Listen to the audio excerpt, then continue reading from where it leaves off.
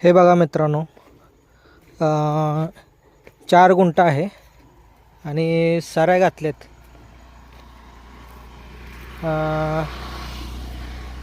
अडीच फुटाच्या सऱ्या घातल्यात बघा. आणि हे असे वाकुरे केलेत. हे वाकुरे केलेत असे बघा,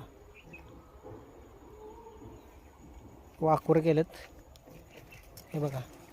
आणि ह्या इथून भोंड्यावर असं भोंड्याच्या साईडनं असा गहू टोकलेला आहे बघा.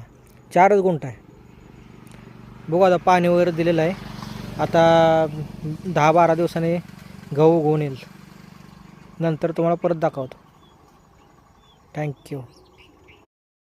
नमस्कार मित्रांनो, हे बघा आज वाकुरी करून गहू टाकला आहे बघा, दाखवतो.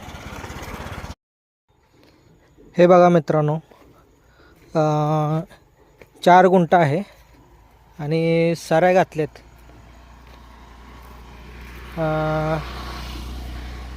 अडीच फुटाच्या सऱ्या घातल्यात बघा. आणि हे असे वाकुरे केलेत.